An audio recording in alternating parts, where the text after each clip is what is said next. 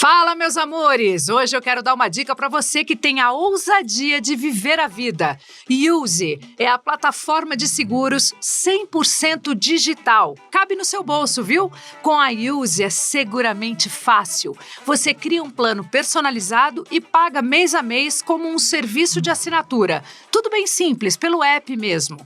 Use é a liberdade na palma da sua mão, para você despertar o espírito aventureiro que existe no seu coração. Fugir da mesmice e trilhar seu próprio caminho e a cada momento se surpreender a cada dia. Só com as coisas boas, viu, gente? Para viver o melhor da vida. Você só precisa se sentir seguro. Seguramente do seu jeito. Seguramente digital. Seguramente Use. Acesse o link aqui na descrição do episódio e saiba mais sobre Use. Meus amores, sejam todos bem-vindos a mais um Fala Galisteu, mais uma quinta-feira, mais um dia de conversa boa com gente que tem o que falar. Hoje os meus convidados são tão especiais. Nós estamos no mês do orgulho LGBTQIA+. Estamos vivendo polêmicas incríveis na internet, na televisão, tanta gente comentando sobre uma coisa que falaram, outra coisa que falaram, um vídeo que fizeram. Pois é, que tal trazer duas pessoas que sabem e entendem do que estão falando, tá? Então hoje os meus convidados são tão especiais que eu vou deixar você aumentar o som aí. Pedro HMC, ele é roteirista, ele é criador do Põe na Roda, um dos primeiros e maiores canais do conteúdo LGBT do YouTube do Brasil e do mundo, viu, gente? Há 6 anos ele tá aí. E também com a gente Rita Von Hunt, a persona drag de Guilherme Terreri. O Guilherme, ele é ator formado, ele é professor de língua e literatura, ele é formado pela USP, ele atua no cinema, no teatro, apresenta um programa de TV que é a Drag Me As a Queen, é colunista do Saia Justa na GNT, ele escreve para a revista Carta Capital, ele tem um repertório sensacional e incrível e ele tem muito para ensinar para gente. Também tem um canal no YouTube com mais de 800 mil inscritos, Tempero Drag. Você vai amar essa conversa, aumenta o som que você vai aprender muito junto comigo. Eu tenho um babado pra te contar, amiga. Lembra daquele vestido que eu comprei? Você não vai acreditar o que meu marido falou ontem. Sério. Fala, Galisteu. Meus amores, estamos no mês do orgulho LGBTQIA+. E eu queria aproveitar e levantar essa bandeira. Apenas respeite. É só essa bandeira que eu quero falar. É sobre isso que eu quero falar, inclusive. Essa é uma fala do meu querido Thiago Abravanel. A coisa tá power, viu, gente? Acho necessário falar de um assunto como esse em qualquer momento, não no mês que se comemora. Eu detesto essa coisa do mês, do dia, do ano. Eu acho que a gente tem que falar desse assunto toda hora que dá, toda hora que puder. Eu não vou levantar a bandeira. Tem que levantar a bandeira sim, é tudo que a gente precisa. Faz parte de toda a história, de todas as conquistas, de todos os países, não é uma coisa do Brasil, o mundo inteiro funciona dessa forma, bandeiras são levantadas, questões são levantadas e discutidas, temos opiniões diferentes e é para isso que a gente está aqui, para discutir, para falar das opiniões que são diferentes, inclusive. Eu acho necessário falar de uma discussão importante para a sociedade, inclusive eu vou usar as palavras de novo do Abravanel. Por que eu estou falando disso? Vocês vão entender. Nós vamos falar sobre a evolução através do amor e do respeito. Vamos lá, gente, obrigada, eu amei estar com vocês aqui, tanta coisa para falar, mas essa semana nós fomos praticamente abduzidos por alguns vídeos na internet, por uma fala na televisão de uma apresentadora. Ela acabou fazendo um comentário que gerou muitos outros comentários, vídeos e discussões. De alguma forma, veio à tona de novo uma conversa que já não era mais para a gente estar falando. A gente podia estar falando desse assunto sem estar falando deste assunto especificamente, não é? A gente podia estar falando de uma outra maneira, mas vamos falar um pouco de tudo. E aí o Thiago Abravanel, eu só estou posicionando você que está no nosso Fala Galisteu aí, que está ouvindo, o Thiago Abravanel foi na internet, usou as próprias redes, resolveu então responder à tia de um jeito que eu particularmente achei bem elegante até, mas eu vi outros vídeos de outras pessoas não tão elegantes assim, e a gente vai discutir um pouquinho todas essas questões. Primeiro, para falar dessa luta. Essa luta continua há quanto tempo? Porque as coisas melhoraram? Conquistamos bastante coisa? Já valeu? Ou ainda temos que lutar muito? Me dá a sensação assim que nunca vai terminar essa luta, será? Já pergunto logo para os dois. Pedro e Gui. Bom, vamos lá. A gente ainda tem um caminho longo pela frente, né? Até de fato ter uma igualdade, equidade, mas é inegável que a gente evoluiu e evoluiu muito nos últimos anos. Até assim, desde que eu comecei o canal, por exemplo, para hoje, já é completamente diferente. Eu convidar alguém para participar de um vídeo, antigamente tinha muito amigo que falava assim, não, eu sou gay, mas eu não quero aparecer num vídeo falando que eu sou. Hoje em dia, o pessoal não tá nem aí, assim, que bom, né? Então, assim, a gente tá evoluindo, mas a gente tem muito ainda, né, a desconstruir aí na sociedade para ter essa igualdade de fato, ainda falta bastante. Quando eu penso em luta assim, eu falo, puxa, mas tem dia e hora para acabar, eu acho. AIDS, por exemplo, que é um assunto tão importante, e a gente já não tem mais falado desse assunto. Eu perdi meu irmão em 96, né? Ele era, além do Cazuza, do Lauro Corona, a gente não tinha mais referência, e naquela época era igual a ter um atestado de óbito na mão, você ser diagnosticado HIV, né? HIV que fala, já não sei mais, mudaram as nomenclaturas. HIV. Muito bem. E aí, eu comecei a trabalhar junto com o Emílio Ribas e fazer um trabalho super bacana para ajudar as pessoas que precisavam de ter um final de vida mais agradável, mais digno. E eu lembro de falar para os médicos e para a diretoria do hospital, essa minha luta vai ter fim. Vai chegar uma hora que a gente vai ter a cura, ou vai ter um remédio, ou vai ter uma vacina, alguma coisa vai acontecer. Eu não quero lutar eternamente por essa causa. Vamos buscar outras causas, essa a gente vai chegar lá. É por isso que eu estou falando da sensação que essa luta de vocês, ela tem uma hora que ela vai acabar. Você acredita nisso, Guilherme? Eu não. Não. Deixa eu já explicar por quê. Eu sempre tenho um teórico muito famoso chamado Gramsci, né? Ele é talvez um dos mais importantes pensadores italianos, entrou para o hall da história, né, de pessoas fundamentais para que a gente pense cultura. O Gramsci, ele fazia uma brincadeira sobre nós devermos ser, ou que todo mundo devesse ser, um pessimista da razão e um otimista da vontade. Então eu sou um otimista da vontade, né? Eu luto e eu vivo acreditando que essa luta um dia vai acabar. Só que eu sou um pessimista da razão. E aí, por ser um pessimista da razão, eu consigo entender que as raízes que estruturam essa diferença, elas são quase tão antigas quanto a fundação das nossas sociedades.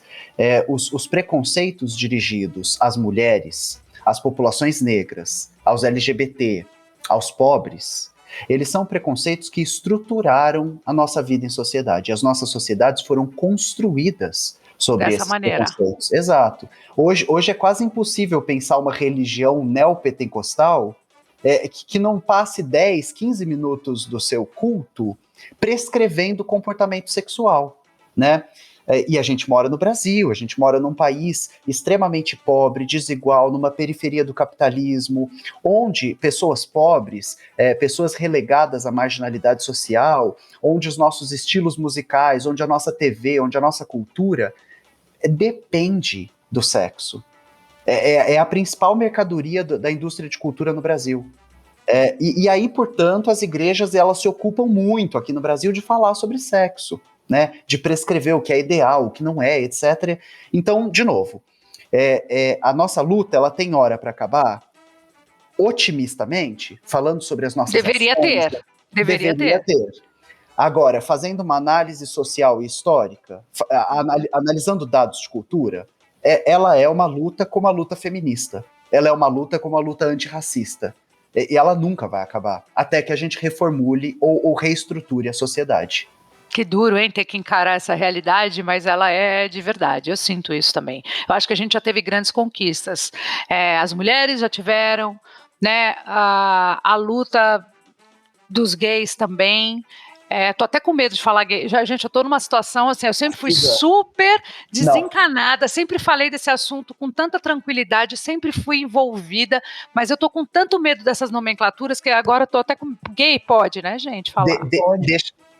O que você precisa saber é o seguinte: o importante não é tanto o que se fala, mas como se fala, né? Você chamou a gente para conversar, você está abrindo um espaço, você nos trata com amor, com respeito, com carinho. Você pode cometer o deslize que for, o máximo que vai acontecer é a gente falar, a gente não fala mais isso. Né? Ah, que bom. Não, porque assim, a gente é muito duro também porque as coisas mudam e acho que a gente tem a obrigação sim de saber, tem a obrigação de se informar, mas realmente as coisas mudam numa velocidade inacreditável e não é só no universo gay não, no Sim. geral, assim, para falar qualquer coisa agora a gente tem que pensar 3 vezes e acho que é bom perguntar, acho que não tem problema errar, mas eu quero aqui fazer bonitinho, direitinho, tá? Afinal de contas, meninos, a orientação sexual é ou não uma questão de opinião? Porque essa foi a grande discussão da semana. A discussão não foi nem o erro do LGBTQI+, nem isso, QIA+, né? Faltou um A. A discussão foi a questão da opinião. Aí a opinião se dá sobre um prato, sobre uma cor. Então a pergunta é, a gente pode opinar sobre esse assunto ou não? Eu entendo que não, porque é exatamente o que você falou. Você opina sobre um prato, sobre uma roupa que você acha bonita, feia, se você prefere café ou chá, se você prefere amarelo ou vermelho. Mas em relação à sexualidade das pessoas, pra mim faz tanto sentido você opinar sobre ser gay ou não ser gay, como seria sobre... Ai, Ser hétero ou não ser Adriana, hétero, sei lá, sei lá. ou assim, olha, eu não gosto, na minha opinião, você não podia ser loira. Só assim, peraí, o cabelo é meu, o que você tá opinando? Sabe, assim, com a diferença do peso, né, histórico, Claro. de você ter a vida inteira sofrido aquele preconceito, então, lógico, que vai pesar muito mais pra mim quando uma pessoa fala, é minha opinião, eu sou contra, do que se eu falar pra você sobre o cabelo loiro, porque, né, você durante a sua vida não teve todo esse peso, o fato de você ser uma mulher loira, assim, de fechar portas, ou de você ser segregada e tal. Então, orientação sexual não é uma questão de opinião. Você pode falar, Gui, também, por favor. Eu acho super importante da gente sempre tentar fazer esse debate falando para as pessoas que primeiro a gente precisa pensar a questão antes de pensar a resposta.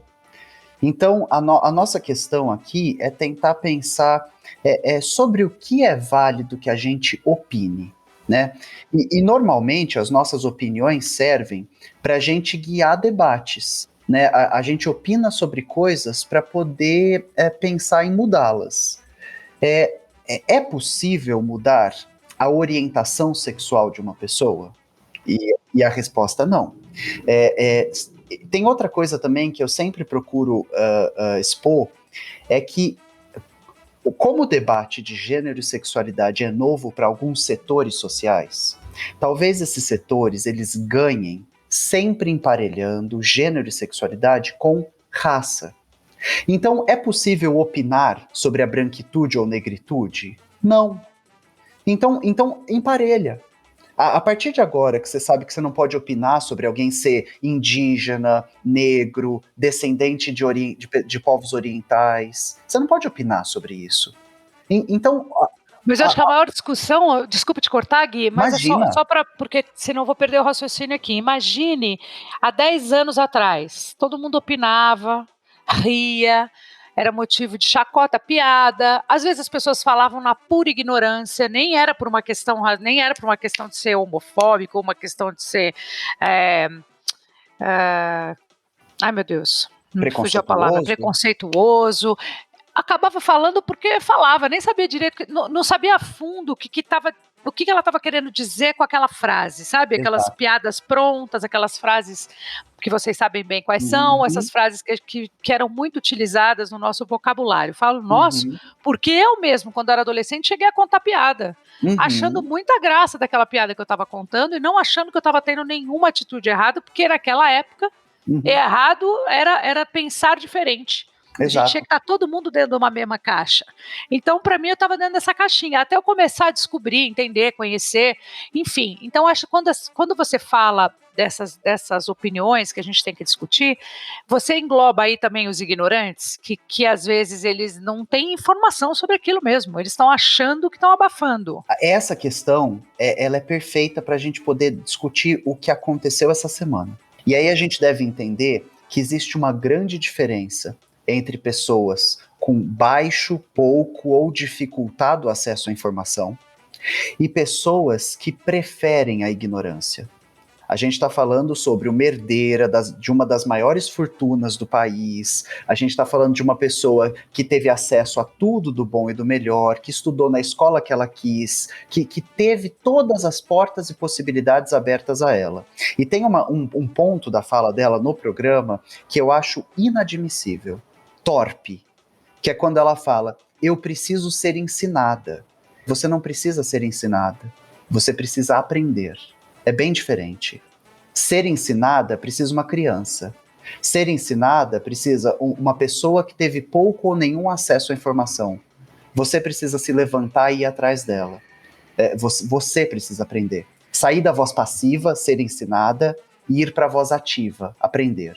Né? Porque esse ponto é um que precisa ficar absolutamente salientado. Né? Esse caso que a gente está debatendo hoje aqui, ou o caso de atores globais que compartilharam vídeo, etc. É legal para quem está ouvindo que a gente não está falando da Patrícia, a gente está falando das questões. É que, por acaso, essa semana aconteceu tudo isso, então chamou ainda mais atenção. Mas vamos tentar aproveitar esse momento para fazer aquilo que o Guilherme acabou de dizer, sabe? Você que está ouvindo a gente, vamos atrás do conteúdo. Exato. Vamos atrás daquilo que pode realmente transformar o nosso pensamento e as nossas atitudes daqui para frente, né? Exato. Quando a gente está errado, a gente busca corrigir nossas ações, né? A gente não busca que alguém de fora nos corrija. Claro. E essa é uma postura muito fácil. Eu acho que o principal desse debate está aí, de que esperar que alguém venha te ensinar, meu anjo, tudo bem quando você tem 6 anos de idade, né? Não quando você é um sujeito adulto, formado e cheio de possibilidades de acesso. E que eu acho mais grave com o microfone na mão, falando com o Brasil inteiro, entendeu? Essa é uma grande diferença, porque você propaga tudo isso, né? A gente acaba tendo, não acho que a gente tem que saber de tudo, não, mas eu acho que a gente tem algumas obrigações. Né? A gente pode não saber. Deixa eu te perguntar uma coisa, Pedro, minimizar a homofobia é uma forma velada de ser homofóbico? Totalmente, na verdade, eu acho que minimizar a homofobia, essa galera que fala que é mimimi, isso é só uma maneira de você perpetuar a homofobia. Só assim, gente, tudo bem, não tem problema. Normalmente quem fala que tudo bem, que não tem problema, no caso da homofobia, não é LGBT, né? Então, como que essa pessoa quer medir se a homofobia dói ou não dói, ou se é só uma piada, não é uma ofensa? Não é aquela coisa, sabe, quando você chuta uma pessoa, quem sabe a dor do chute é quem recebe, né? Não é a pessoa que deu o chute. Então, acho que você minimizar, essa galera que fica falando que é mimimi e tal, é só pra... Eu acho que eles estão muito incomodados, que assim, hoje em dia eles não podem mais ser homofóbicos como eles podiam ser antigamente. Então eles tentam minimizar porque... Mas a grande maioria fala que não é nem homofóbico. Não sou homofóbico. Eu tenho amigos gays, eu odeio quando fala aí, me dá uma raiva. Eu não sou homofóbica, eu tenho um monte de amiga gay. Tenho um monte de amigo gay, convivem, tem um maquiador, tem um cabeleireiro. Ai, gente, aí eu já acho que não é nem essa, já vai entrar na ignorância, sabe, Pedro? As pessoas às vezes têm essa ideia errada de que a homofobia é só quando parte para agressão, quando tem um caso de morte, né, que tem no Brasil a cada 23 horas pelo menos, é uma pessoa que morre só por ser LGBT, esse é o motivo do crime. Se eu não me engano, o Brasil é o país que mais mata gays no mundo, é o Brasil, né? Estatisticamente. Principalmente e que mulher também, eu engato a mulher junto aí com vocês, porque enquanto a gente está falando aqui, tem alguma mulher apanhando em algum lugar. Cara, né? Nossa, mulher apanhando, cara, uma vez eu vi as estatísticas, eu não lembro de cabeça agora, mas é um horror. Coisa assustadora, assim, tipo assim, em questão de minutos. Exato, se eu não me engano, a cada 2 minutos uma mulher é espancada no Brasil, e o Brasil é o 5º país do mundo em feminicídio, né? Mulheres que são assassinadas. 5º país do mundo. 5º país do mundo e 4º em número de casamento infantil de meninas. Então, é sempre importante pontuar. Você sabe quem tá na frente, não? Países da... Devem ser países muito, muito atrasados, né? Países do Oriente Médio, países de cultura árabe, né? Onde, de novo, é uma questão cultural muitíssimo profunda, a ideia do casamento, etc. A gente precisaria de tempo para fazer esse debate com propriedade. Mas o Brasil, na lista do mundo, é o 5º país em feminicídio, o assassinato de mulheres pelo fato de serem mulheres, e 4º de casamento infantil de meninas. E aí esses pontos é só para lembrar para as pessoas que a gente vive num país retrógrado, reacionário, conservador. A gente Mas nunca curioso, não é, Gui? Que ao mesmo tempo a gente tem um país que no papel na lei, o Brasil é um país incrível. A gente tem os direitos, a gente tem direitos que países que não têm violência homofóbica tão constante quanto aqui, tem países que não têm. Sim. E a gente tem. O problema é que a gente tem um monte de coisa incrível, mas a lei não funciona. A gente tem. Mas, de fato, a lei não funciona. Mesmo a lei Maria da Penha não funciona. Nem a pessoa apanha, vai lá, tem um monte de papelzinho na mão, o marido volta aqui e te mata. Mas você tem 3 papéis na mão que ele não podia chegar 1 quilômetro de você. Mas, mesmo assim, o papelzinho está ali, né? Então, assim, é uma lei meio falha, é muito... não funciona. Inclusive, o STF criminalizou a LGBTfobia. E acabei de lembrar, 2 semanas atrás, um amigo meu, Rafa Vieira, ele estava andando com o namorado de mão dada, na orla ali de Copacabana, e um cara mexeu com eles, ele foi reclamar pro policial, o policial falou, cara, deixa quieto, é só a opinião dele. Aí você vê como que o policial, o trabalho dele seria cumprir a lei, não sabe que é lei, que LGBTfobia é crime, e nem sabe o que é LGBTfobia. Meu marido, ele é policial civil, ele é um homem trans e gay. Ele ensinou todos os policiais na delegacia como que tem que tratar quando chega uma travesti, porque assim, ninguém sabe. Então assim, o STF aprova uma lei, mas não existe um treinamento para a polícia entender o que é homofobia. Imagina, do mesmo jeito que uma mulher pode chegar numa delegacia para falar que ela apanhou, tudo bem que agora tem delegacia da mulher, mas a delegacia da mulher foi criada justamente porque a mulher não era levada a sério, sabe, Não, até tem. A gente mora num país legal, existem as leis, existem a delegacia da mulher, mas nada disso, de fato, ainda transforma a vida das pessoas e evita a morte de mulheres, evita a morte de casal gay ou de gay. Não evita, então, porque a gente ainda não pôs isso, porque acho que a cabeça da gente ainda não alcançou. A lei pode ser adequada, mas a gente ainda não conseguiu se adequar a esse tempo, aliás, a questão da família conservadora. Uma família conservadora. Não, eu vim de uma família conservadora. O que significa isso, Guilherme? Vim de uma família conservadora. Você pode me explicar? Significa o quê? Uma família que não fala de amor? O que é ser conservador? Infelizmente, a gente atravessa um tempo de esvaziamento dos debates, esvaziamento discursivo. Então, essas palavras que a gente considera palavras essenciais do debate político, esquerda-direita, comunismo, liberalismo, neoliberalismo, conservadorismo, elas foram se esvaziando porque elas vão sendo usadas de qualquer forma dentro e fora do debate público, né? Então, por todas as esferas da nossa sociedade. Infelizmente, o que aconteceu é que houve um esvaziamento quase completo, né, do termo conservador. Quando a gente discute as correntes ideológicas do século XIX, o 1800, quando a gente, mesmo no século anterior, no 18, no 1700, quando a gente está começando a pensar o conservadorismo, ele tem muito pouco do que a gente hoje diz com esse termo, né? Eu imagino que seja bem pouco. Conservador seria alguém que tenta manter instituído um valor tradicional de uma cultura. A questão a cultura brasileira não tem e nunca teve como valor tradicional família nuclear, né? Nós éramos um povo originário, nós éramos um povo indígena americano, né? E quando os europeus aqui chegaram, não existia família composta com papai, mamãe e filhinho. Existia povo, né? Existia um clã.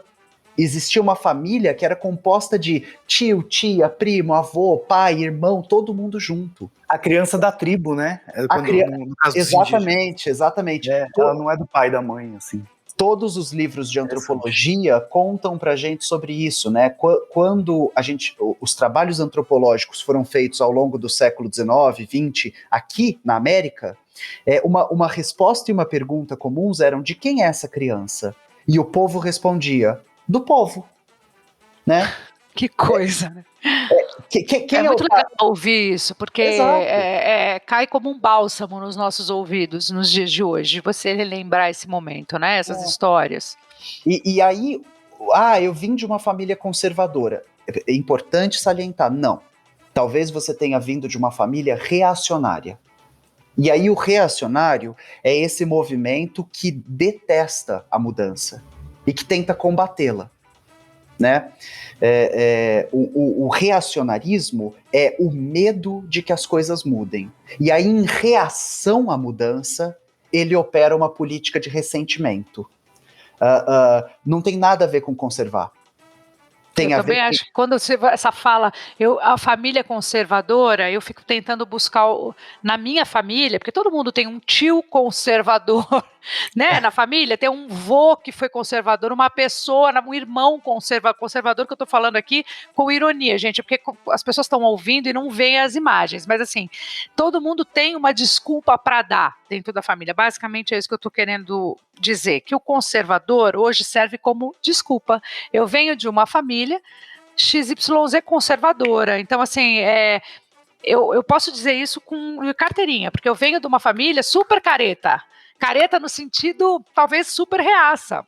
Então eu venho de uma família, por exemplo, de imigrantes. Meus avós, pais da minha mãe e pais dos meus pais, espanhóis, pais dos meus pais, da minha mãe, húngaros, vieram fugidos da guerra. Quem vem fugido da guerra?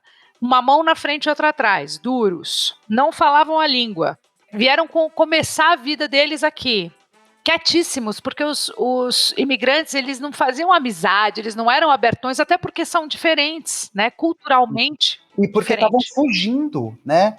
Isso deixa cicatrizes psicológicas muito profundas num povo. Fugir de uma guerra, atravessar um oceano, ir para um outro continente.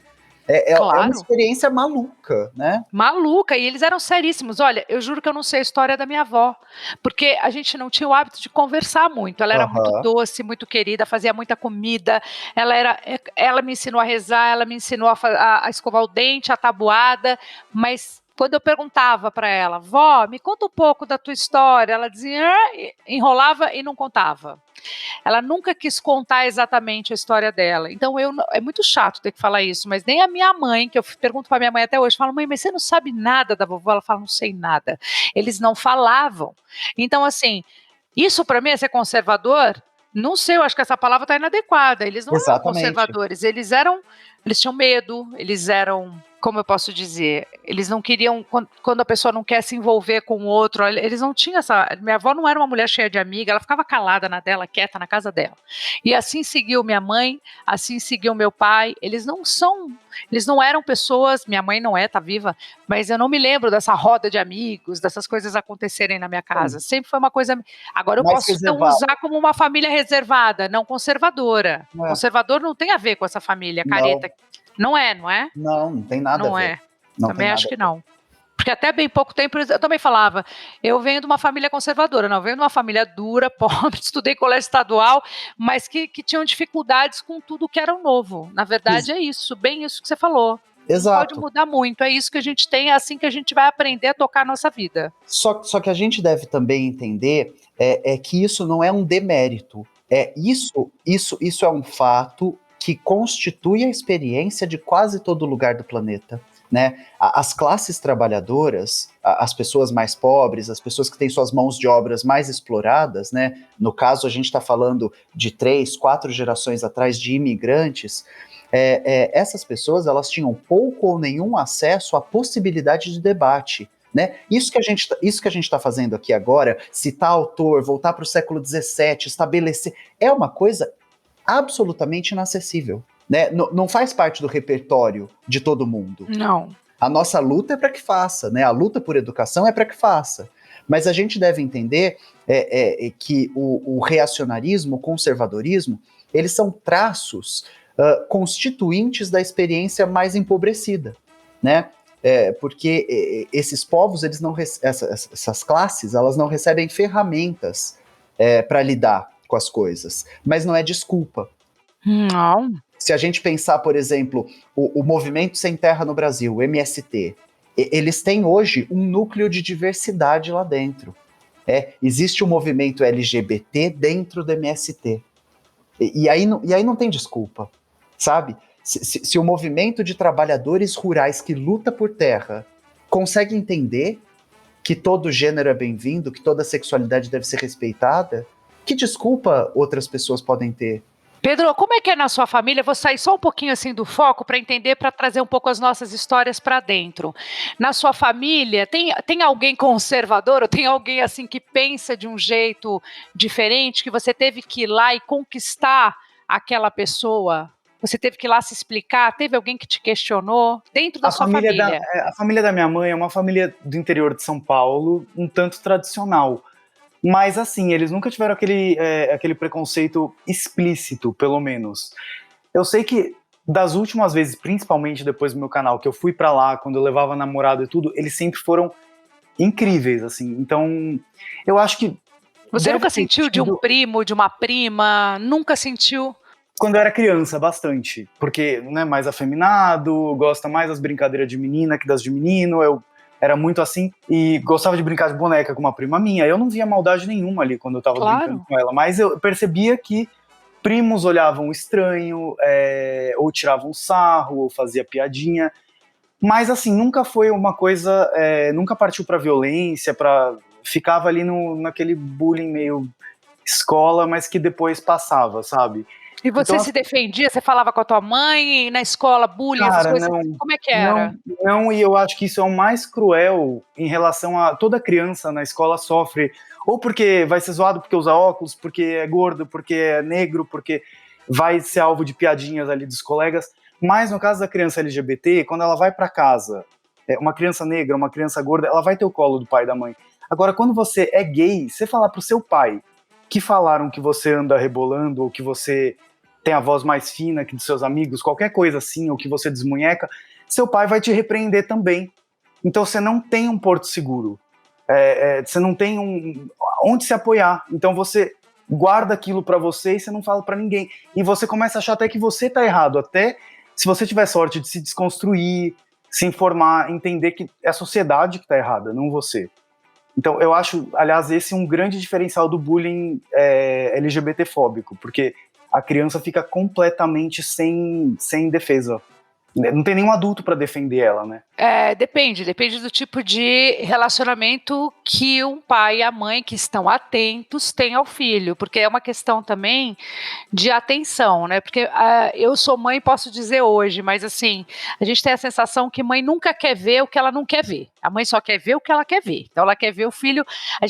Eu penso tanto nisso. Você fala, eu só penso no meu filho feliz e saudável. Quando me perguntam, mas o que o Vitório vai ser? Eu não sei o que ele vai ser. Ele que vai decidir o que ele vai ser. O que ele for, eu vou estar do lado dele. Eu não sei o que ele vai ser, mas eu sei que eu vou estar do lado dele. Então, assim, essa também é um jeito de responder que minha mãe jamais responderia. Né? Então, assim, minha mãe, não, eu quero ter um filho médico, eu quero ter uma filha. Tanto que eu fui obrigada a fazer magistério, gente, porque minha mãe não acreditava em mim. Eu falava, mãe, deixa eu ser atriz, deixa eu ser cantora, deixa eu ser apresentadora, deixa eu me comunicar. Tá bom, você pode, mas faz o magistério que se der ruim, você tem um diplominha, entendeu? Então, eu falo para ela, mãe, você não botava fé em mim, hein? Ela, não, mas era muito cedo, mas é tudo muito cedo. Quando eu falei para ela que o meu papel era esse que eu tô exercendo hoje, eu brincava com uma escova de cabelo como um microfone e entrevistava as minhas bonecas. E ela achava aquilo uma gracinha, mas nunca botou fé. Mas eu tinha 9 anos. Por isso que eu falo da atenção dos pais. Acho que os pais precisam estar atentos às crianças, aos sinais. Às vezes a criança não vai falar explicitamente, mas ela dá sinais. Como é que foi com você? E conta para mim, na tua família tem alguém? Aliás, só para encerrar, Pedro, você falou do teu pai especificamente, não sei se foi seu pai ou você estava falando de uma forma, vou voltar, uma criança LGBT, ela volta para casa e não tem o colo do pai, porque esse pai vai agir de forma, vai repreender a criança ainda mais. Isso Como se significa ela que ele é. tivesse errado mesmo. Então, na cabeça das pessoas, esse pai é um conservador, só que não. É Não, isso que eu estou não é tentando um mostrar. conservador. É isso que eu É um estou tentando. reacionário, né, Gui? É um reacionário nesse sentido, porque o reacionário ficou tão feio falar reacionário que parece que você é aquele cara que vai botar fogo na casa do outro. Não é isso. Ao pé da letra não é isso que a gente está falando, mas perante a sociedade, esse pai é um pai conservador. Tô certa, Gui? Esse pai é um pai, talvez a gente deva entender como retrógrado, né? Melhor, retrógrado, bom. Ele tá tentando fazer um caminho para trás, né? No sentido de que existe alguma coisa tentando seguir seu curso e essa figura paterna tenta represar, tenta fazer voltar, né? sem aqui fazer um juízo de valor, né? Apenas tentando conceituar retrógrado, né? Mas Não, eu tô tentando conceituar para sair do conservador, para tentar mostrar para as Exato. pessoas o quanto a gente coloca errada essa palavra na vida da É, gente. é, Não é questão, quando você tem uma educação, é difícil achar essa palavra, mas não é uma educação retrógrada, mas quando você tem uma educação embaixo de um guarda-chuva de culpa, sim, embaixo de um guarda-chuva cheio de regras, de sistemas dentro da sua própria casa, exato. você não vive uma educação conservadora, você vive uma educação retrógrada. Exato. E Uma educação não emancipatória. Que E é uma palavra... Olha que chique, Guilherme, adorei, não emancipatório, adorei. É usado só porque convém, né, a palavra conservador, porque Porque é o que veio na ninguém cabeça. é conservador para falar que tem um monte de família no Brasil, mais da metade que só tem mãe e não tem Exato. pai. Então os conservadores se incomodam com família que tem 2 pais, 2 mães, que muitas vezes estão, sabe, salvando crianças de orfanatos, mas com a família que não tem pai, que é o que é mais comum no Brasil, ninguém fala nada. Então, conservador que é isso? É que nem quem usa a Bíblia para justificar a homofobia. Você pode usar a Bíblia até para apedrejar o teu filho, se ele for desobediente. Alguém faz isso? Não. A Bíblia diz que não pode fazer barba, comer frutos do mar, comer carne de porco, casar sem ser virgem, mulher não pode ter opinião, não pode usar joia. Ninguém usa a Bíblia para isso. E tudo isso tem passagem bíblica que diz. Agora, é só porque convém. Na verdade, o que é? A pessoa é homofóbica e ela usa o rótulo de conservador, usa o discurso religioso como escudo. Eu acho uma fantasia para ela poder ser homofóbica, porque ela não assume que eu sou homofóbico. Não assume porque é duro você falar eu sou preconceituoso, eu sou homofóbico, é horrível você falar isso. Você não se sente como eu sou reacionário. É difícil você encarar uma coisa dessa, por mais honesto que você seja com você e com os outros, você não quer ser preconceituoso, você não quer ser homofóbico, não é? Teve uma campanha que eu fiz recentemente que eu tinha que aparecer e estava escrito, eu sou um racista. Aí estava embaixo, em desconstrução. Foi muito difícil olhar aquela imagem, é muito difícil da gente reconhecer que a gente é machista, é racista, é homofóbico, e a gente tem que desconstruir. Eu vi essa campanha, eu adorei, eu achei ela linda, por sinal. Eu fiquei com medo, sabia, de postar. É claro, mas eu acho que todos nós somos, assim, um pouco disso. A gente está aprendendo a mudar um jeito de ver. Porque eu, quando era criança, te juro, eu tinha amigas poucas, mas tinha dentro da classe, da escola, que os pais eram separados. Essas meninas tinham poucos amigos. E eu me lembro da minha mãe falando, não anda muito com ela, porque ela tem os pais separados. Meu Deus. Entendeu? Então é uma coisa assim, era feio você ter uma amiga que tinha pais separados naquela época. Isso que eu tô falando gente, eu não tô falando de 100 anos atrás, eu tenho 48 anos e eu experimentei isso dentro da minha casa. Era uma coisa meio comum, era assim, nossa, você vai andar com uma menina que tem pais separados, ela não é uma boa companhia para você, sabe? Sim. Tô falando isso com toda a ignorância do mundo. Minha mãe não falava isso, eu tenho certeza absoluta, ela tinha medo. Daquilo que ela não tinha vivido, ela não conhecia aquela experiência, ela não sabia o que significava uma família com pais separados. Basicamente é isso. E isso é um traço conservador, né? É a ideia de que o casamento é uma instituição que deve ser preservada. Então, por exemplo, esse é um ponto importante para a galera que está nos ouvindo saber. A pessoa se advoga conservadora, mas casou 6 vezes, não é conservadora, né?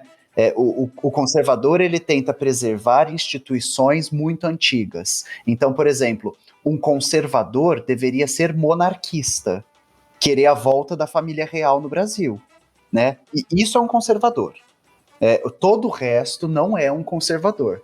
Todo o resto é alguém usando um escudo para poder se proteger e atrás desse escudo fazer seus ataques ideológicos, né? Entendi. Historicamente, Gui, desculpa. Não, pode falar. Os conservadores, eles não acabam, historicamente, sempre virando chacota no futuro? Como, por exemplo, a gente hoje em dia vê imagens de protestos, gente que falava que negros não podiam casar com brancos, e a gente olha assim e fala, gente, que absurdo. E eu acho que no futuro as pessoas vão olhar a luta LGBT de agora, de 20 anos atrás, dos próximos anos, vão falar, nossa, no passado a pessoa nascia com pênis e tinha que ser homem para a vida toda, e tinha que ser hétero, e tinha que casar com uma mulher, e aí vão falar assim, nossa, mas por que a pessoa não podia se expressar de acordo com a identidade dela, não podia casar com quem ela gostasse. Não tem isso, eu acho. Você que estuda história, não dúvida. Tão gostoso ouvir ele falar, que ele conta as coisas pra gente, a gente aprende, claro. Mas eu acho super interessante, assim, de fazer essa discussão.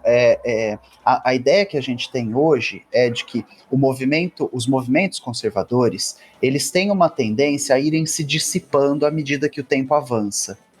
Porque é impossível conservar um costume quando a sociedade que produz o costume mudou. Então, vamos lá. O conservador deveria ser alguém que advogasse que a mulher fica em casa e cuida da família e o homem trabalha. Hoje, a sociedade brasileira, o mercado de trabalho no Brasil, paga o suficiente para um trabalhador manter a família toda? Não. O poder de compra brasileiro foi reduzido, hoje o salário mínimo no Brasil é o que tem o menor poder de compra na América Latina. Então, é possível. A gente só está à frente da Venezuela. É possível que um pai de família sustente a família toda? Não. Materialmente não é possível. A mãe precisará trabalhar, precisará da ajuda da avó, do avô, de uma tia, de um tio. Então, a produção da vida material faz com que um costume não seja mais possível. E essa é a ideia que eu estou tentando deixar explícita aqui. O conservadorismo é impossível à medida que a sociedade se reconfigura. Então, houve um tempo no qual trabalho escravo era praxe. É a forma com a qual a sociedade europeia se construiu, em cima de trabalho escravo. Um conservador deveria querer manter isso. E isso fere direitos humanos. Isso fere o mais básico de qualquer discussão sobre marco civilizatório. Então, a ideia, né, a pergunta que o Pedro está fazendo é a ideia de que, à medida que o tempo passa, o conservadorismo vai ficando impossível de ser praticado. Porque a sociedade mudou. E aí manter um valor do passado, a qualquer custa, passa a ser reacionário. Passa a ser um tipo de violência contra a mudança. Fica claro ouvindo ele falar, né? É muito bom. Você que está curtindo aí o nosso Fala Galisteu, aumenta o som, presta atenção, fica quieto e escuta, que nem eu tô aqui. Eu não tô nem querendo perguntar, eu tô só querendo ouvir hoje dos dois, tanto do Guilherme como do Pedro. É muito bom poder ter essa aula aqui e aprender com vocês. Mas vamos voltar só um tiquinho ali para deixar uma coisa assim que ficou meio no ar. Deixa eu entender aqui. Lembra que eu falei que todo mundo tem um tio, um primo, alguém da família que questiona ou que é estranho, e aí como é que fica o emocional para lidar com essa questão? Porque eu fico pensando assim, você vai tentar trazer essa pessoa para perto, você vai se afastar, como é que é na prática lidar com essa questão dentro de casa? Porque a maioria das pessoas acabam tendo essa orientação sexual, acabam sofrendo essa questão. E essa questão não é do vizinho, é dentro de casa. Dentro de casa tem alguém dentro de casa que te causa um rebuliço na cabeça. Como é que faz? Vai à luta, não vai? Questiona, conversa, não conversa? Na prática, como a gente faz para mudar isso? É possível? Eu acredito que seja possível, mas como? Depende, acho que da pessoa que é que se rotula conservadora, né? Tá disposta a se abrir a isso, porque também acho que a gente não pode forçar, e nem tô falando isso na teoria, tá? Porque na prática a gente acaba perdendo, mas perder nossa saúde mental, sabe? Porque se seu pai e sua mãe não te aceita, na realidade o problema é deles que são preconceituosos, sabe? Você tem que entender que assim... Mas você acha que é possível com informação trocar? Acho que sim. Mudar esse jeito? Com certeza. Assim, por exemplo, teve a novela lá da Glória Pérez que discutiu identidade de gênero e tal, sobre uma história de uma travesti que foi num Subway, o cara chamou ela no masculino, a outra atendente deu um soco assim nele de lado, falou, senhora, você não viu na novela? Foi uma matéria no Fantástico da novela, enfim, ela comentou. Então assim, tem como a pessoa aprender? Tem. Acho que inclusive a mídia tem um papel que o governo deveria ter, sabe? De dar educação em relação a isso. Os países de primeiro mundo, eles já discutem diversidade dentro de sala de aula. Aqui no Brasil, imagina, a gente não discute nem a sexualidade hétero para evitar a gravidez na adolescência, para evitar IST. Imagina discutir diversidade, né? Homossexualidade, transexualidade.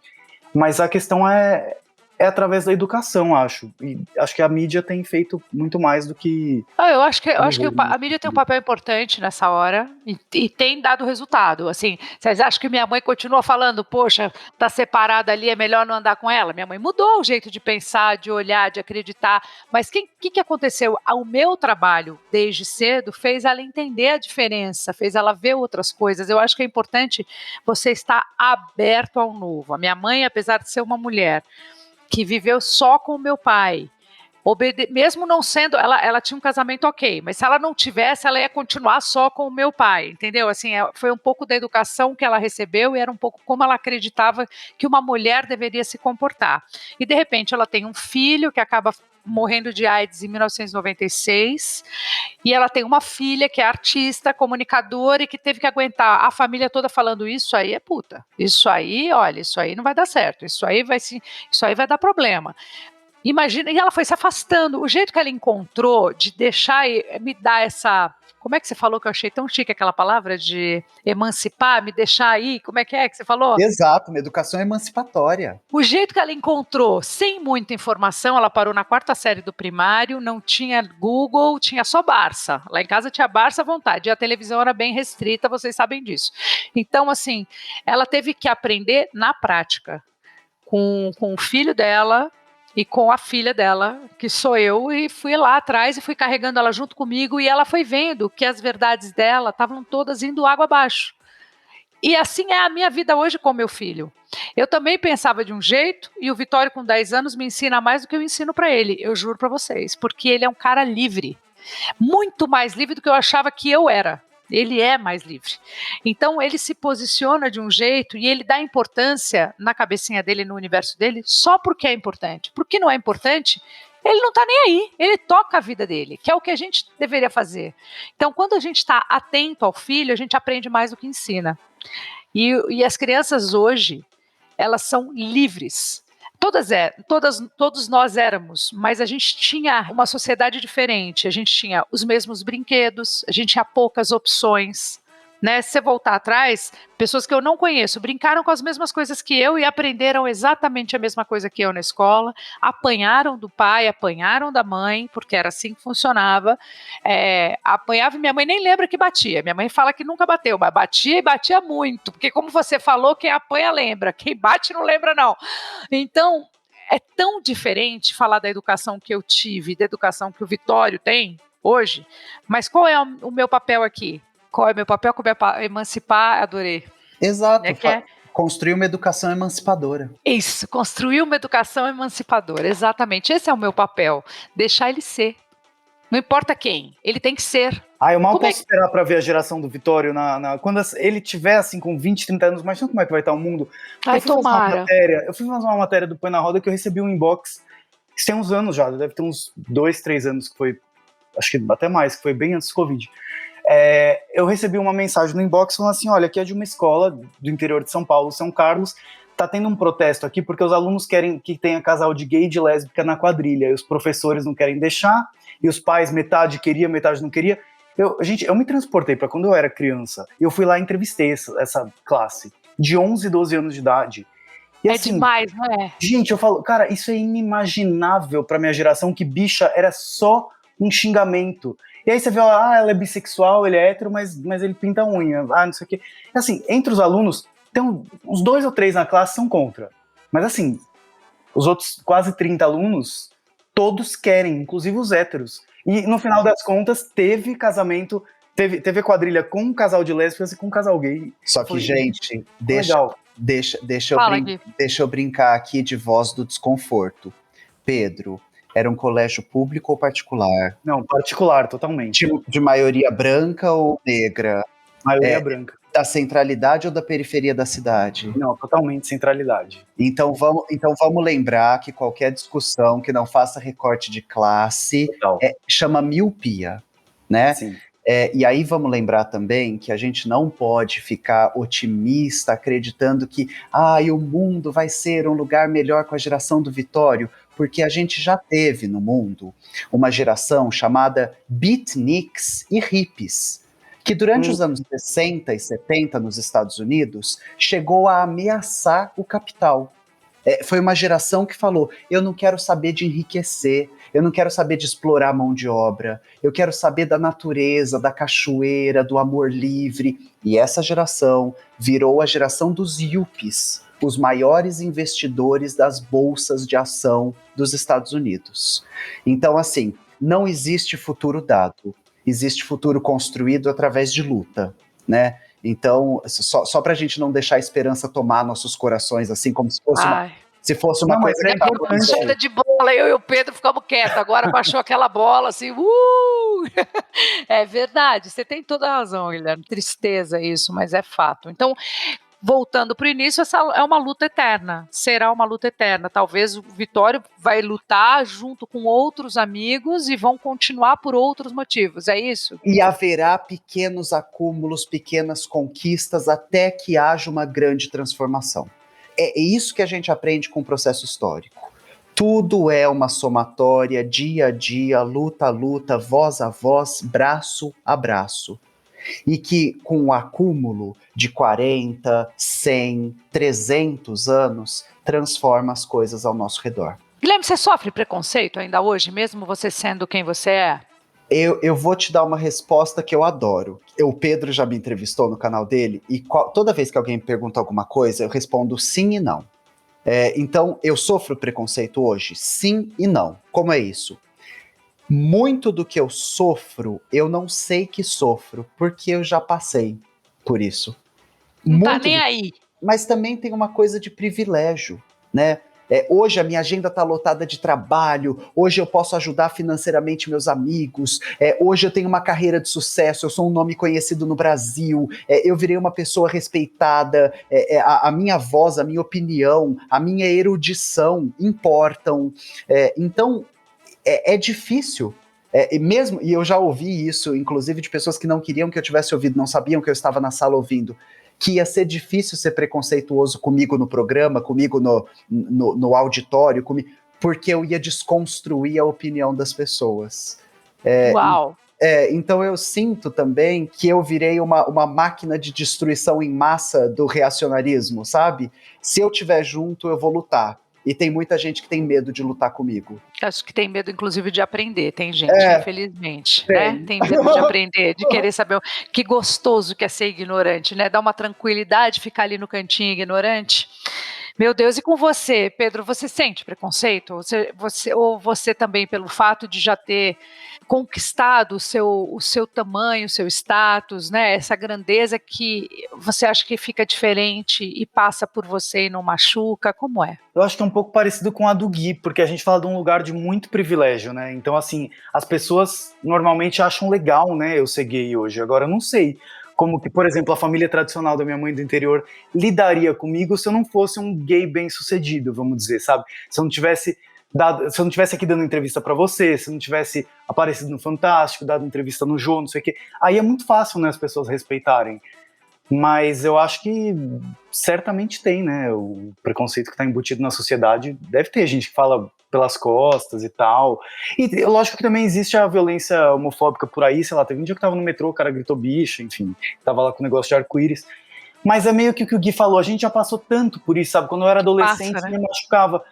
Hoje, assim, se eu puder fazer alguma coisa na hora legalmente, assim, eu acho importante, mas ali, por exemplo, foi uma escada rolante, sabe, eu não ia sair correndo atrás do cara para chamar um segurança. Até porque essa questão é bom lembrar, você que está ouvindo a gente, as falas homofóbicas dão processo, certo? É uma questão só de correr atrás dos seus direitos, é isso?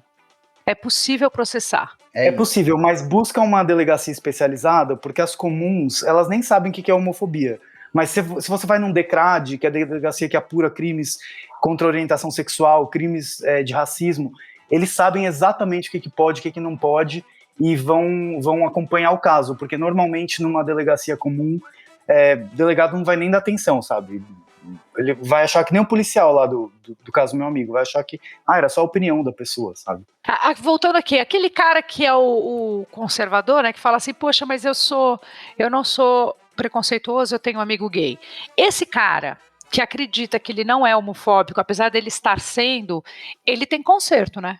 Todo mundo que quiser conserto tem conserto, né? O princípio básico da educação e o princípio básico da psicanálise são o mesmo. Não dá para submeter a terapia quem não quer fazer terapia e não dá para ensinar quem não quer aprender. É por isso que a ideia de uma escola compulsória surte tanto pouco fruto, né? Tem muita gente que fala, nossa, eu estudei tanto isso na escola e não lembro nada. Muito provavelmente porque enfiaram goela abaixo, né?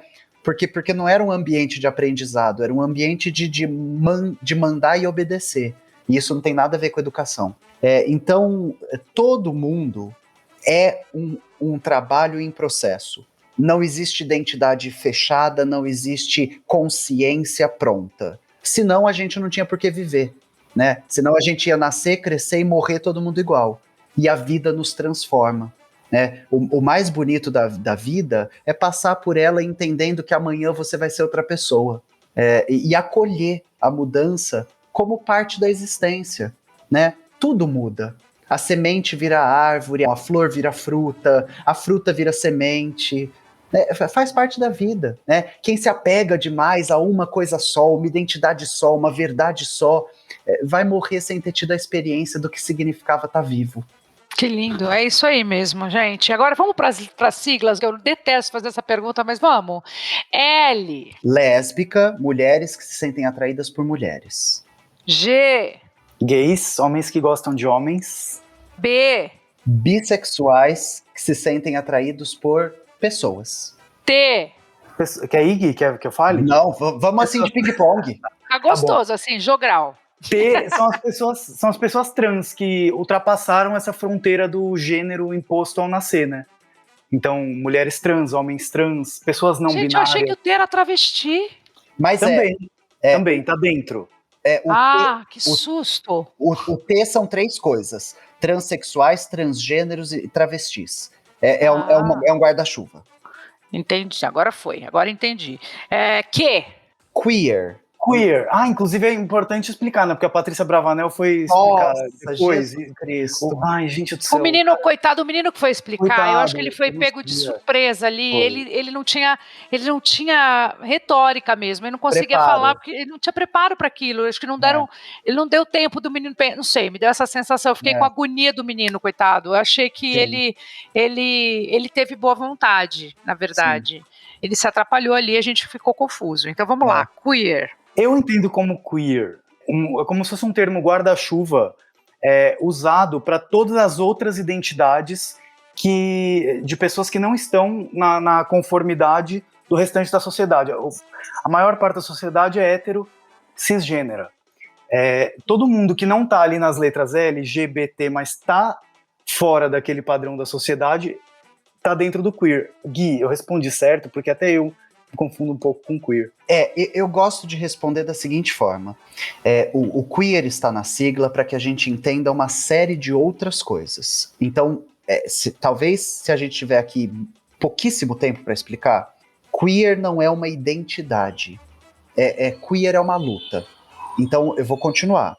Queer é sobre o entendimento de que o mundo não é binário. E, portanto, as pessoas não são, e, portanto, o sexo não é, e, portanto, o gênero não é, que todo o sistema binário é uma invenção e uma abstração. Queer é uma luta pela implosão do sistema binário de sexo-gênero. Então não tem uma pessoa que é queer, eu não sou queer. A gente tá no mundo, né? Então, só para informar os nossos ouvintes, queer hoje significa uma série de coisas. Todas as universidades de elite, as melhores universidades do planeta, têm um departamento de estudos queer, de teoria queer. Então, a gente vai entender queer como uma forma de entender e agir sobre o mundo, né? Anti-binária, contra-binária. Mas uma identidade queer, a gente normalmente está usando no lugar de falar LGBTQI, a gente fala pessoas queer. Queers, olha que ótimo, é bem prático.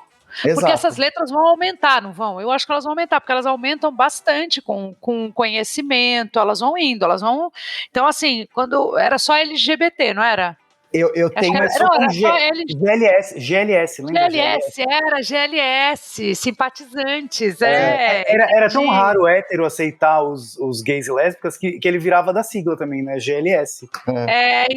Eles entraram como gracinhas de pessoas, Sim. né? Simpatizantes. E o I? Aí começa a complicar. O que o I, o A e o mais começou a entortar a cabeça da gente? Pessoas intersexo. Lembra antigamente, é que não se usa mais essa palavra, mas as pessoas hermafroditas que nascem biologicamente com o sexo masculino e feminino, às vezes é mais feminino, mais masculino, às vezes está dividido ali entre os dois, mas existe uma porcentagem das pessoas que nasce assim, então é uma questão biológica.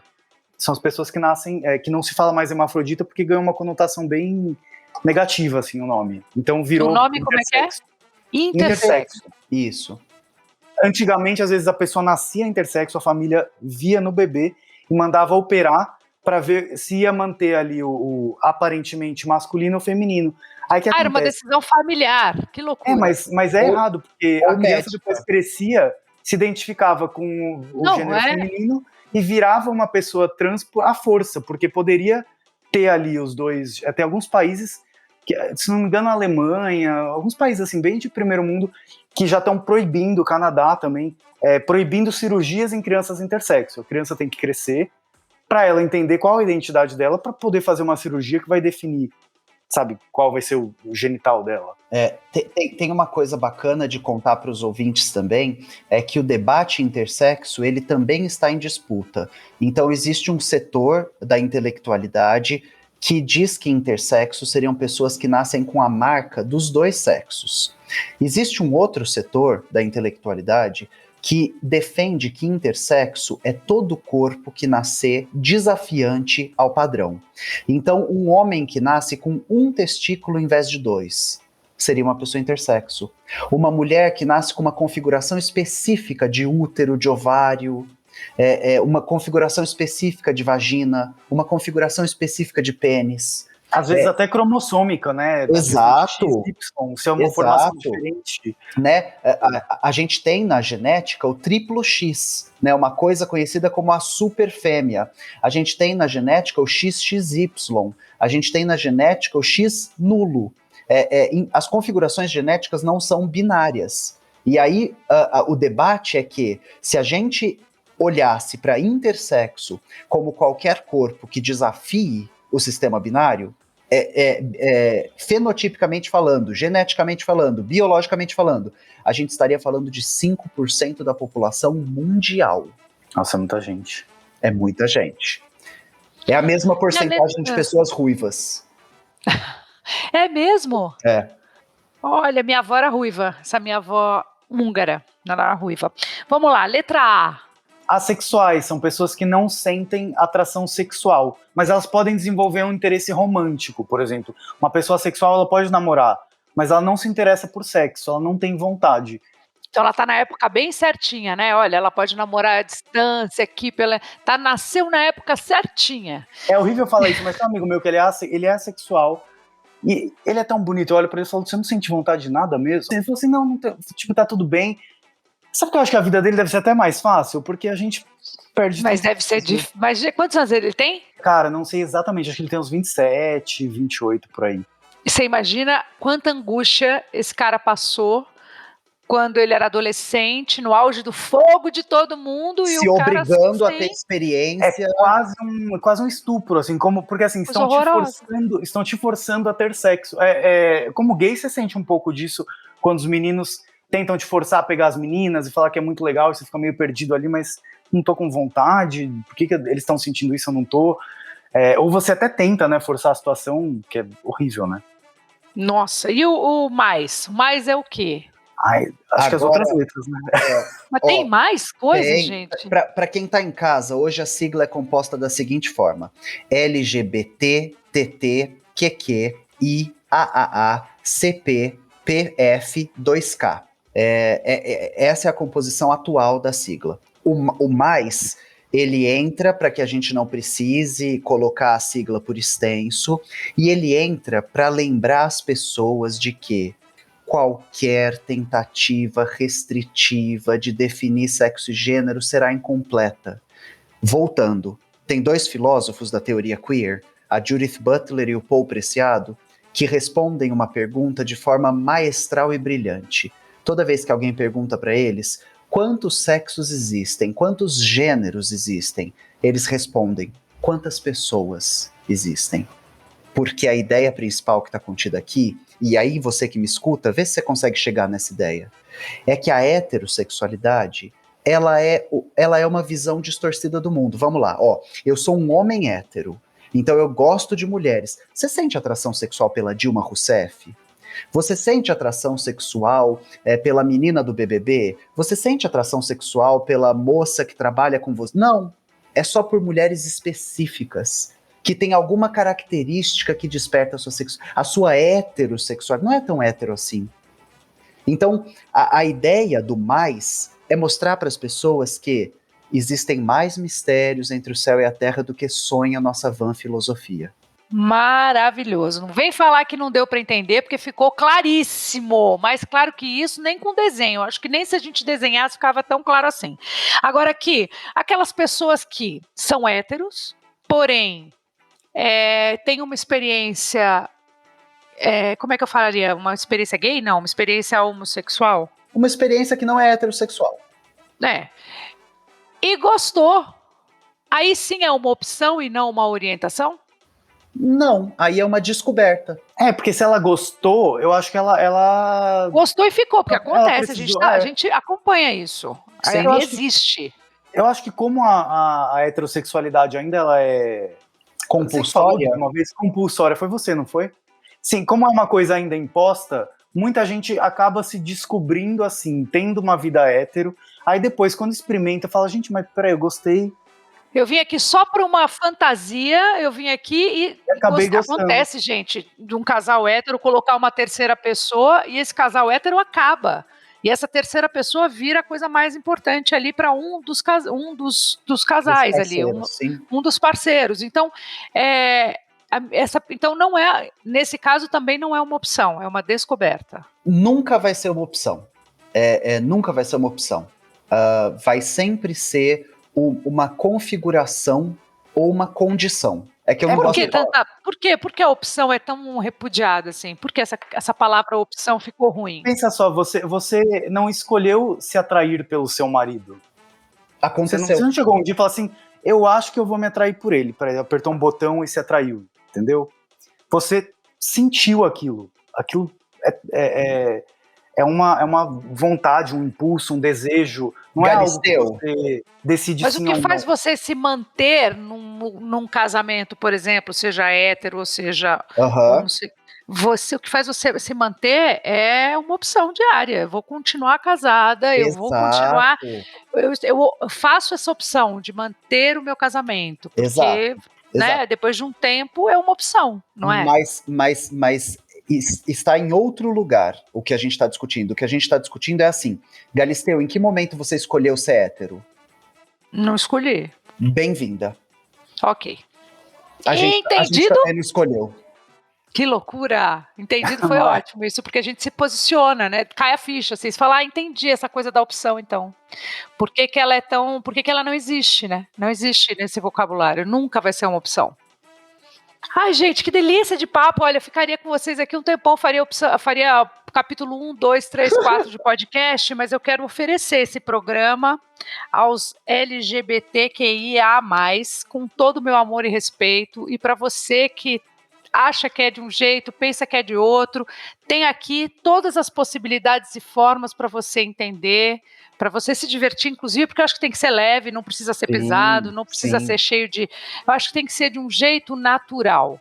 Exato. Então essa foi a minha ideia, de trazer um assunto que doeu tanto para tanta gente sofreu, se machucou com essa história que aconteceu, outros morreram de rir, fizeram piadas e memes, cada um encara a dor e o sofrimento de um jeito, porque ele não é nosso, né? É mais fácil encarar do jeito que você quiser. Agora, quando é nosso, aí a gente encara com a tristeza, aí a gente dá para a nossa dor o tamanho que ela merece ter. Mas quando a dor é do outro, a gente brinca, a gente questiona, a gente bota o dedo, e isso não está na nossa alçada. Então, que fique claro que, primeiro, o que não é da nossa conta não é para a gente se meter.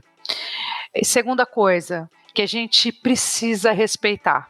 E para a gente ter o tal respeito que todo mundo quer tanto, porque a gente busca isso o tempo inteiro, não importa qual é a sua orientação sexual, todo mundo busca ser respeitado, todo mundo busca ser admirado. Para isso, a gente precisa exercer essa função também com o outro. Então, meninos, eu quero agradecer muito o tempo de vocês aqui, muito obrigada. Adorei falar, quero falar mais, quero ser amiga, quero trocar ideia, quero ir no restaurante quando a gente puder ir. Daqui a pouco, já está podendo, agora já está podendo um pouco mais, né? Vamos levar meu negócio aqui, a gente... Vamos levar... E vamos fazer o canal do YouTube. Eu também tenho um canal. Ele é bem, chama Sem Filtro, e acho que aí sim cabe, mas eu queria fazer não remotamente. Eu queria fazer pessoalmente com vocês, se vocês toparem em algum momento ainda este ano. Vamos? Por favor, nossa, uma honra. Sabe que eu estava pensando? Fala, queria dar uma sugestão aqui de convidado tanto para o seu podcast quanto para o seu canal. É que eu não estou agora achando o livro, mas é uma autora, que é uma mulher, você falou muito na coisa da família tradicional e tal, ela viveu uma vida tradicional até quase 60 anos de idade, descobriu que o marido traía ela com 4 mulheres em relações simultâneas, ela se separou e ela foi fazer tudo que ela tinha vontade, assim, a história dela é incrível, acho que você vai amar. Ela foi beber, rezar e viajar e amar. Ela escreveu um livro que chama 33, eu acho, porque ela conta em cada capítulo um dos caras que ela pegou, 33 caras. Que legal! Cara, ela foi descobrir desejos e sensações que na vida inteira ela não tinha explorado. Acho que o Gui sabe quem ela é. Ela é a mãe do Chico Felitti.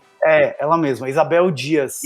Isabel Dias. Eu acho que você vai amar, é sua cara. E eu acho que todas as mulheres, cara, tem que ler esse livro, assim, é horrível eu como homem falar isso, mas é porque, assim, eu lendo, me desconstruí de muita coisa que eu, sabe, você imagina, assim, que na terceira idade você não pode ser desejado, que você não pode sentir prazer, e imagino que para mulheres isso é mais pesado ainda, né, a questão da idade. É muito pesado. Hoje mesmo fui dar uma entrevista, e aí... o Léo Dias me perguntou assim, o temido Léo Dias, né, o homem bomba. Eu falei, pelo amor de Deus, Léo Dias, o que você vai me perguntar? Ele falou assim, Adriane, você é muito autocrítica, você se cobra, como é que é envelhecer? Eu falei, gente, é claro que é uma merda envelhecer, gente, eu tenho muito menos colágeno do que eu tinha, não é gostoso você acordar com um tufo de cabelo branco na cabeça, mas ao mesmo tempo, qual é a minha saída? É ser feliz, é o tipo da coisa que não adianta eu lutar contra. Eu posso puxar daqui e mexer ali, mas não adianta eu lutar contra. Então eu não vou perder meu tempo com uma coisa que realmente não vai mudar nada na minha vida. A idade chegou e vai continuar chegando e eu vou continuar envelhecendo. Então a minha torcida é envelhecer com dignidade, envelhecer feliz. Agora, que não é gostoso, não é. Ai, que delícia, meu peito caiu. Não, puta que merda, meu peito caiu, mas o que eu vou fazer? Eu escolho, eu levanto ele porque eu quero, não porque é moda, não porque todo mundo está pondo silicone, eu levanto porque está me incomodando. Ou eu deixo ele assim porque eu administro ele assim. Então essas decisões de mulher, eu voltando aqui, eu lembro das conversas, quando fizer 30 anos tem que cortar o cabelo, hein? Porque mulher com 30 anos de cabelo comprido não é chique. E quando fizer 30 anos também, a saia começa a ficar mais comprida um pouquinho. Não dá para usar mais tanta coisa assim, que senão você vai parecer uma cocota, velha cocota. Isso ficou na minha cabeça. Bom, eu tenho 48, meu cabelo está na cintura, eu continuo de bunda de fora, a vida toda fui assim, vou continuar, seja ela mole, menos mole, mais durinha, ela está lá. Mas a gente vai descobrindo com o tempo o quanto é importante você se livrar das suas verdades, das coisas que a gente coloca na nossa cabeça e das coisas que a gente mesmo inventa pra gente.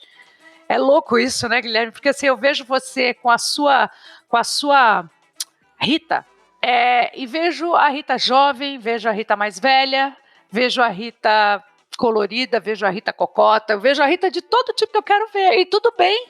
Por que a gente não pode olhar para isso e falar, porra, a gente também é assim, a gente não tem essa regra, essas verdades, a gente que botou na vida da gente, não tem essa.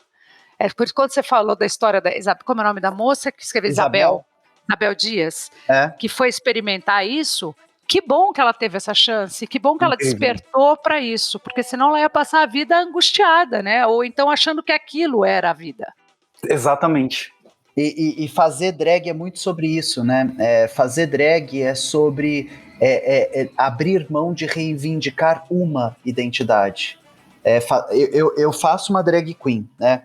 As pessoas me conhecem por causa de uma drag queen.